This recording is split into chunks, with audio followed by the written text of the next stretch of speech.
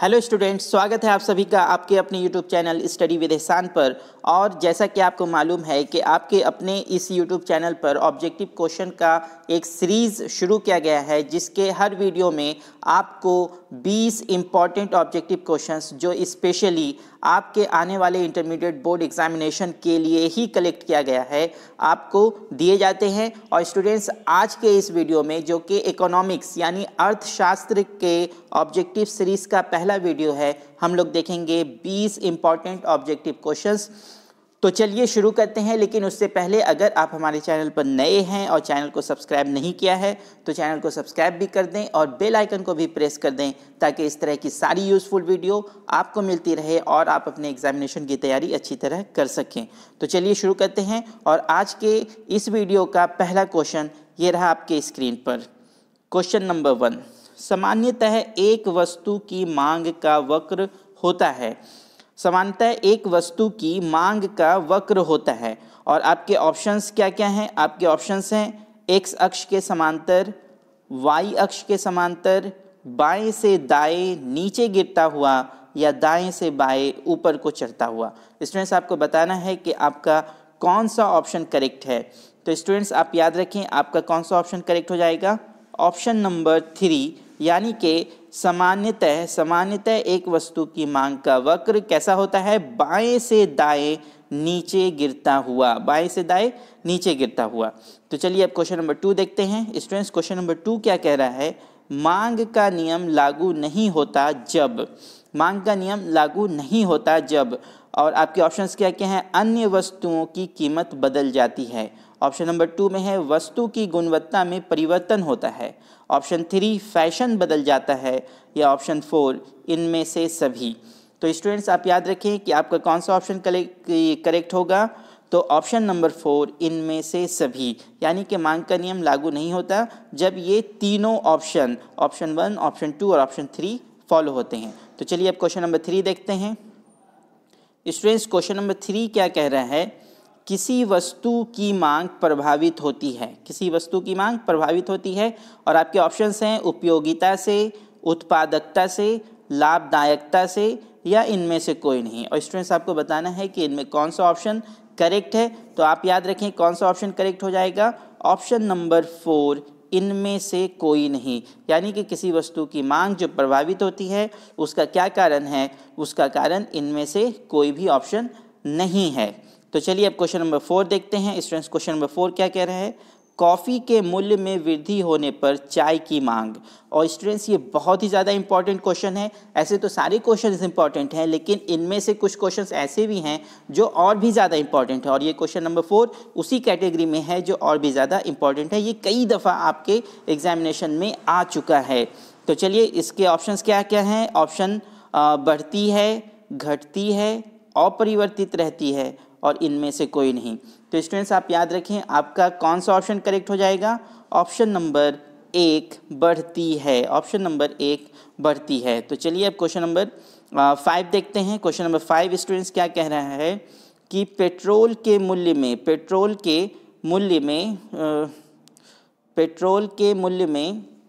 वृद्धि से कार की मांग में, पेट्रोल के मूल्य में वृद्धि से कार की मांग में क्या होगी? ऑप्शन है आपके वृद्धि, कमी, स्थिर और प्रभावित। तो हमें बताना है कि अगर पेट्रोल का मूल्य बढ़ जाता है, पेट्रोल की कीमत बढ़ जाती है, तो कार की मांग में, कार के डिमांड्स में क्या चेंज आएगा। तो स्टूडेंट्स, आप याद रखिए आपका कौन सा ऑप्शन करेक्ट हो जाएगा। ऑप्शन नंबर 2 कमी आ जाएगी। तो चलिए अब क्वेश्चन नंबर 6 देखते हैं। क्वेश्चन नंबर 6 क्या है?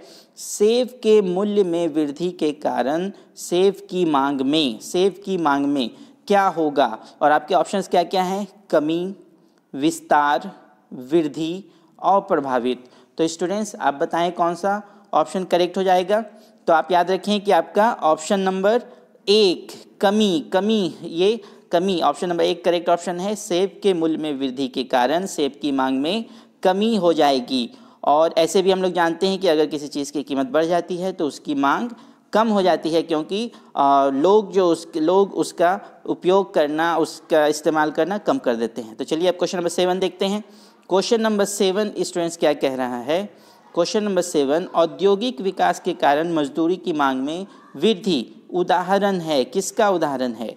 और आपके ऑप्शंस क्या क्या हैं? आय मांग, क्रॉस मांग, व्युत्पन्न मांग या प्रतियोगी मांग। तो स्टूडेंट्स आपको बताना है कि कौन सा ऑप्शन करेक्ट है।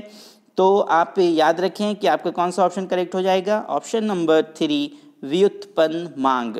तो चलिए अब क्वेश्चन नंबर 8 देखते हैं। स्टूडेंट्स क्वेश्चन नंबर 8 क्या कह रहा है? अल्पकाल में डैश साधनों में कोई परिवर्तन नहीं होता, यानी कि अल्पकाल में किस तरह के साधनों में कोई परिवर्तन नहीं होता, ये आपको बताना है।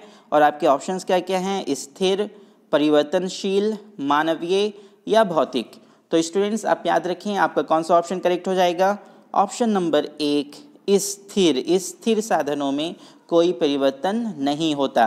तो चलिए अब क्वेश्चन नंबर 9 देखते हैं। क्वेश्चन नंबर 9 स्टूडेंट्स क्या कह रहे हैं? आधुनिक अर्थशास्त्र ने डैश के नियम को ईजाद किया है, डैश के नियम को ईजाद किया है। और आपके ऑप्शंस क्या क्या हैं? उत्पत्ति वृद्धि नियम, उत्पत्ति ह्रास नियम, उत्पत्ति समता नियम और परिवर्तित अनुपात नियम। और स्टूडेंट्स आपको बताना है कि आधुनिक अर्थशास्त्र ने किस नियम को ईजाद किया, यानी कि किस नियम का आविष्कार किया है। तो स्टूडेंट्स आप याद रखें आपका कौन सा ऑप्शन करेक्ट हो जाएगा?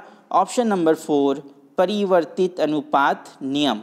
तो चलिए अब क्वेश्चन नंबर 10 देखते हैं। स्टूडेंट्स क्वेश्चन नंबर 10 क्या कह रहा है?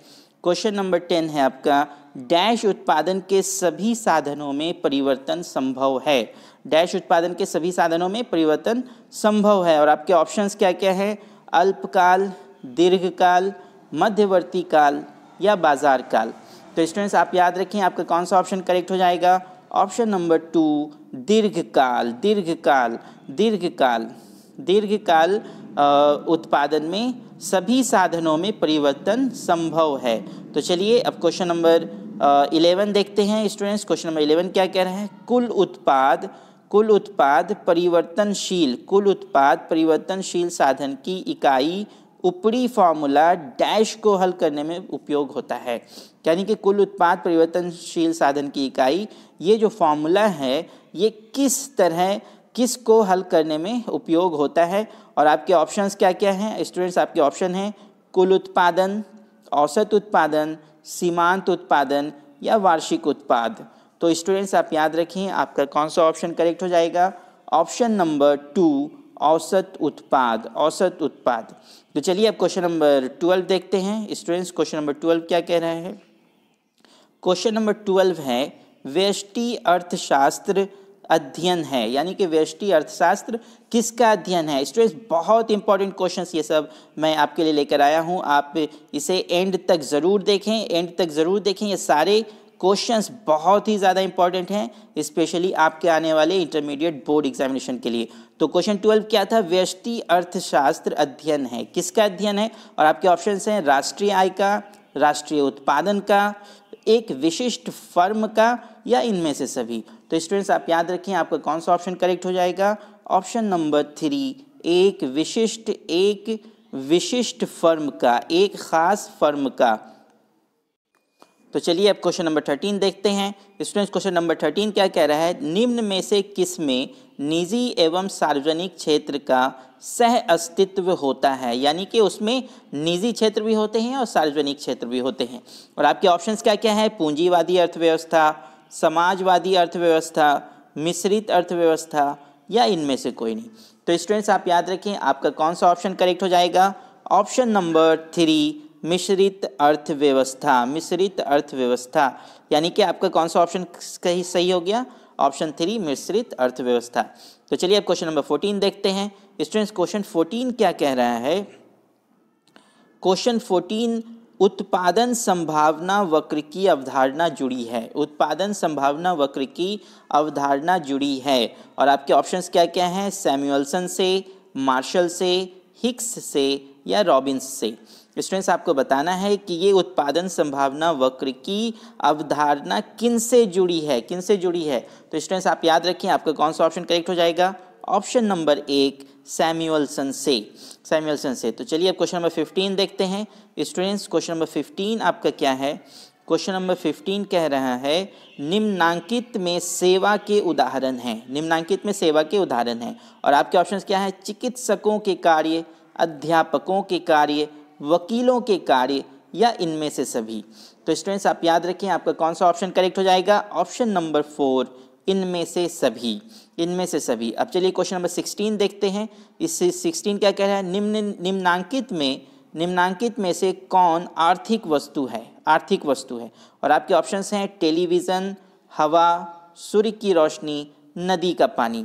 तो आपका कौन सा ऑप्शन करेक्ट हो जाएगा स्टूडेंट्स आप याद रखें, ऑप्शन नंबर 1 टेलीविज़न, टेलीविज़न ही आपका आर्थिक वस्तु है, आर्थिक वस्तु है। तो चलिए अब क्वेश्चन नंबर 17 देखते हैं स्टूडेंट्स। क्वेश्चन नंबर 17 क्या कह रहा है, क्वेश्चन 17 है दुर्लभता की समस्या इसलिए है क्योंकि हमारे साधन हैं, हमारे साधन हैं, हमारे बीच आज जो दुर्लभता की समस्या है वो क्यों है, वो क्यों है, क्योंकि हमारे साधन कैसे हैं। और आपके ऑप्शंस हैं असीमित, सीमित, पर्याप्त या बहुत ज़्यादा। तो स्टूडेंट्स आप याद रखें कि कौन सा ऑप्शन करेक्ट हो जाएगा, ऑप्शन नंबर 2 सीमित, सीमित। हमें क्यों ये समस्या है, क्योंकि हमारे संसाधन क्या हैं, सीमित हैं, सीमित हैं। Option number 2, option number 2 is the correct option. तो चलिए अब क्वेश्चन नंबर 18 देखते हैं स्टूडेंट्स। क्वेश्चन नंबर 18 क्या कह रहा है, किस प्रकार की अर्थव्यवस्था को मूल आर्थिक समस्याओं का सामना करना पड़ता है। और आपके ऑप्शंस हैं पूंजीवादी, समाजवादी, मिश्रित या सभी। तो स्टूडेंट्स आप याद रखें आपका कौन सा ऑप्शन करेक्ट हो जाएगा, ऑप्शन नंबर 4 सभी। इनमें से सभी अर्थव्यवस्था को मूल आर्थिक समस्याओं का सामना करना पड़ता है। तो चलिए अब क्वेश्चन नंबर 19 देखते हैं स्टूडेंट्स। क्वेश्चन नंबर 19 क्या कह रहा है, क्वेश्चन नंबर 19 आपका है सभी आर्थिक समस्याओं के कारण हैं, सभी आर्थिक समस्याओं के कारण हैं। यानी कि सभी आर्थिक समस्याओं के कारण क्या हैं, एक कॉमन कारण क्या है उसका, ये हमें बताना है। तो आपके ऑप्शंस क्या क्या हैं, असीमित इच्छाएं, सीमित साधन, विभिन्न प्रधानता या इनमें से सभी। तो स्टूडेंट्स आप याद रखें आपका कौन सा ऑप्शन करेक्ट हो जाएगा, ऑप्शन नंबर 4 इनमें से सभी। यानी कि हमारे पास, हमारे बीच जितने भी आर्थिक समस्याएं हैं सबका कारण क्या है, ये तीनों ऑप्शन, यानी कि असीमित इच्छाएं, सीमित साधन, विभिन्न प्रधानता, ये तीनों कारण है हमारे आर्थिक समस्याओं का। इसलिए आपका कौन सा ऑप्शन करेक्ट हो गया, ऑप्शन नंबर 4 इनमें से सभी। तो चलिए अब क्वेश्चन नंबर 20 देखते हैं स्टूडेंट्स। क्वेश्चन नंबर 20 क्या कह रहा है, निम्न में कौन कौन धन की विशेषता है, निम्न में से कौन कौन धन की विशेषता है। और आपके ऑप्शंस क्या क्या हैं, उपयोगिता, सीमितता, विनिमय साध्यता या इनमें से सभी। तो स्टूडेंट्स आप याद रखें कि आपका कौन सा ऑप्शन करेक्ट हो जाएगा, ऑप्शन नंबर 4 इनमें से सभी, इनमें से सभी। तो स्टूडेंट्स ये थे आज के इस वीडियो के 20 महत्वपूर्ण यानी कि 20 नए इंपॉर्टेंट ऑब्जेक्टिव क्वेश्चंस जो स्पेशली आपके आने वाले इंटरमीडिएट बोर्ड एग्जामिनेशन के लिए ही तैयार किया गया था।